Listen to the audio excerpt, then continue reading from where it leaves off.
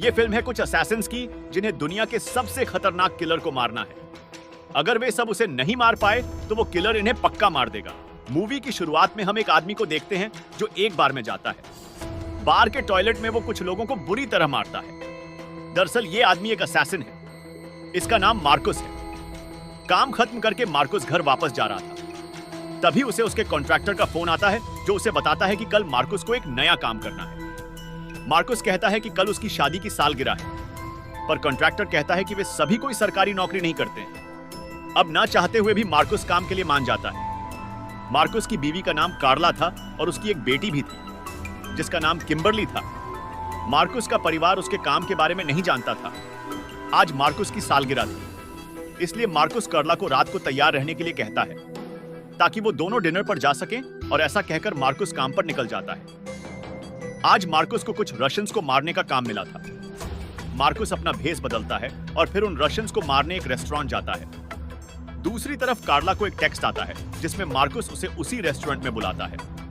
बेशक ये टेक्स्ट मार्कुस ने नहीं किया था। जब कार्ला रेस्टोरेंट पहुंचती है तो वो मार्कुस को अजीब से भेष में देखती है। इससे पहले कि वो मार्कुस को रोककर उससे कुछ पूछ पाती, मार्कुस उन रशियन के पीछे निकल जाता है। कार्ला भी मार्कुस का पीछा करने लगती है। इधर मार्कुस एक एक करके अपने टारगेट्स को मार रहा था। तभी एक आदमी मार्कुस पर अंधाधुंध फायरिंग करता है। मार्कुस तो बच जाता है, लेकिन गोली दरवाजे के बाहर खड़ी कार्ला को लग जाती है और उसकी मौत हो जाती है। अब इस बात को 1 साल हो चुका था, लेकिन मार्कुस अभी भी उस सदमे से बाहर नहीं आ पाया था। मार्कुस खुद को अपनी बीवी की मौत का जिम्मेदार मान रहा था। वैसे वो था भी। मार्कुस की ऐसी हालत देखकर उसकी मां उससे कहती है कि किम्बरली पहले ही अपनी मां को खो चुकी है। अब वो अपने पापा को नहीं खोना चाहती, इसलिए मार्कुस को सब भूलकर आगे बढ़ना चाहिए। इसके बाद हम देखते हैं कि मार्कुस को एक पार्सल मिलता है। पार्सल में एक पेन ड्राइव थी। पेन ड्राइव में मार्कुस को वीडियो मिलती है जिसमें एक आदमी मार्कुस को किसी को मारने के लिए $10 मिलियन का ऑफर देता है। लेकिन मार्कुस अब सब कुछ छोड़ चुका था, इसलिए वो इस वीडियो को नजरअंदाज कर देता है। लेकिन जैसा कि हमें पता है, जिंदगी इतनी आसान नहीं होती। मार्कुस को पता चलता है कि उसकी बेटी को दिल की बीमारी है, प्यार वाली नहीं, हार्ट ट्यूमर, और अगर जल्दी उसका इलाज नहीं हुआ तो मार्कुस अपनी बेटी को भी खो देगा। यह सुनकर मार्कुस पूरी तरह टूट जाता है।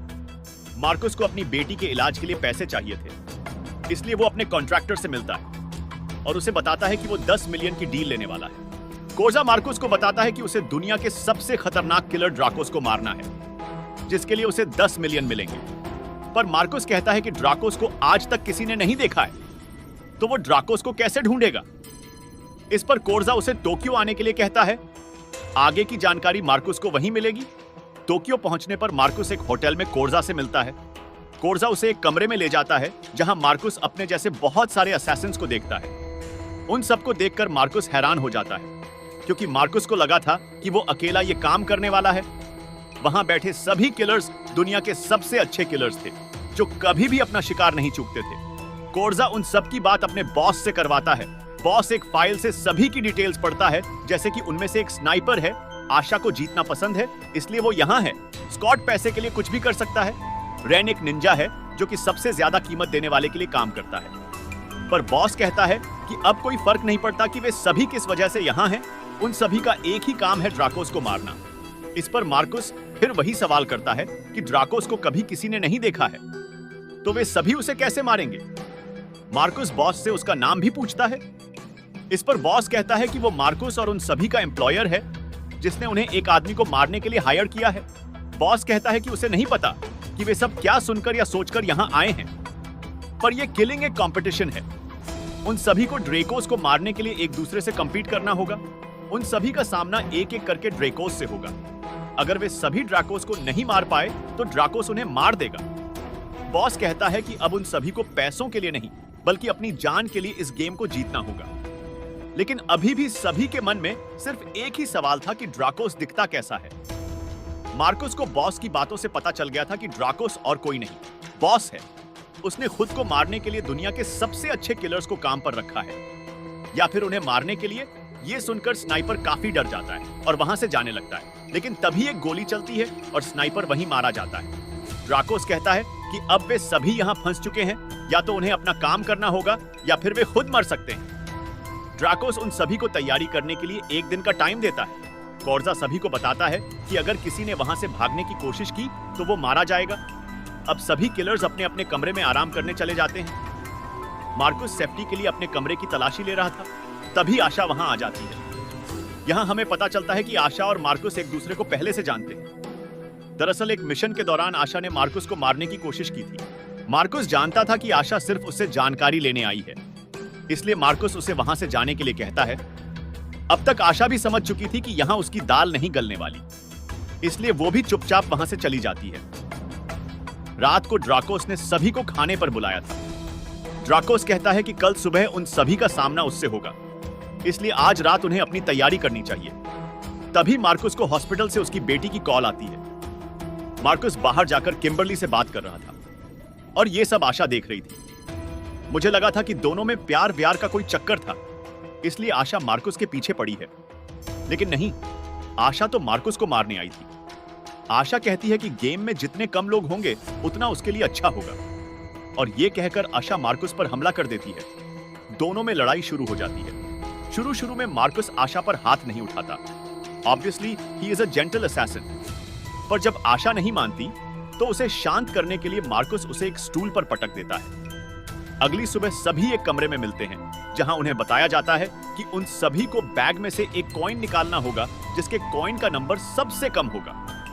वो पहले ड्राकोस को मारने जाएगा और यहां भी मार्कुस का ही जैकपॉट निकलता है। मार्कुस को एक नंबर का कॉइन मिलता है, पर स्कॉट जल्दी अपने पैसे लेकर यहां से जाना चाहता था, इसलिए वो मार्कुस को अपना कॉइन देकर सबसे पहले ड्रेकोस को मारने जाता है।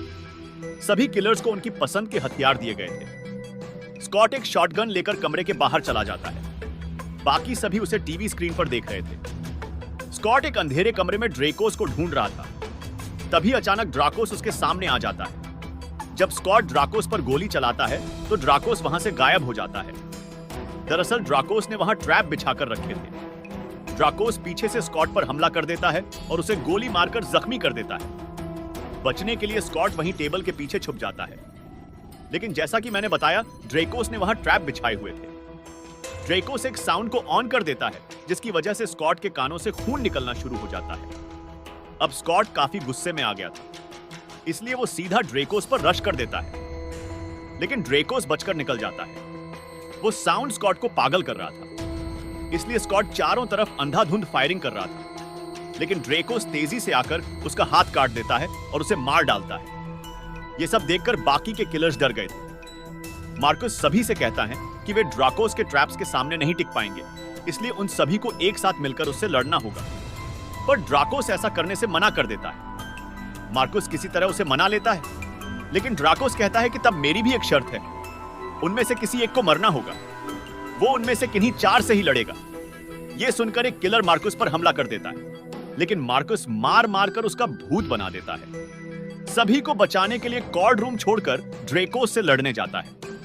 ड्राकोस कॉर्ड को भी ट्रिक करने की कोशिश करता है, लेकिन कॉर्ड ड्राकोस पर भारी पड़ रहा था, इसलिए ड्राकोस फिर से चीटिंग करता है और रूम की लाइट्स फ्लिकर करने लगता है, जिसकी वजह से कॉर्ड को कुछ दिखाई नहीं देता।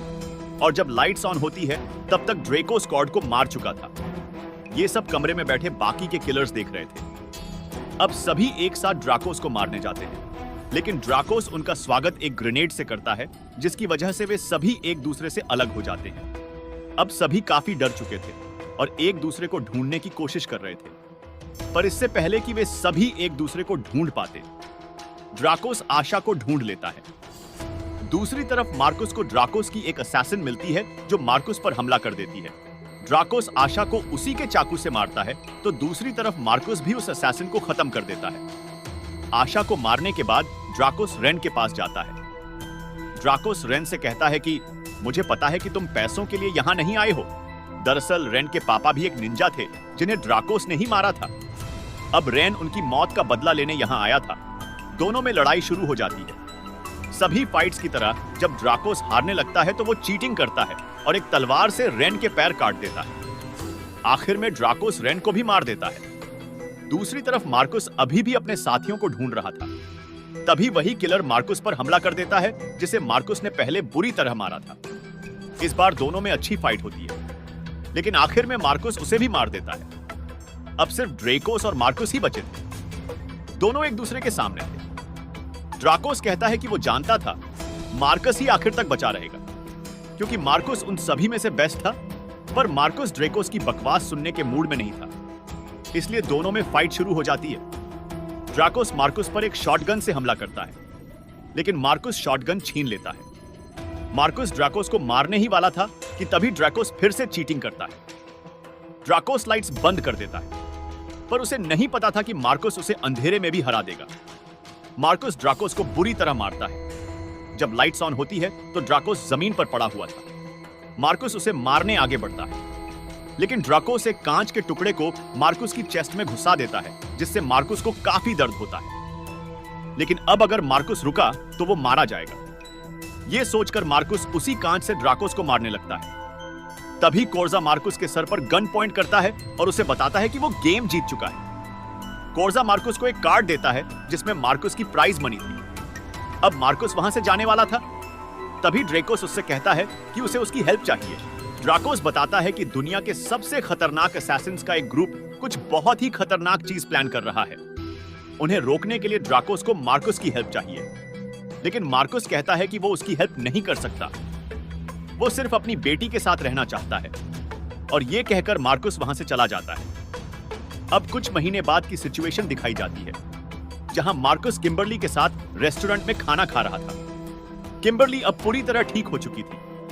तभी मार्कस के फोन में एक वीडियो आती है, जिसमें मार्कस का कॉन्ट्रैक्टर मार्कस की बीवी को मार रहा था।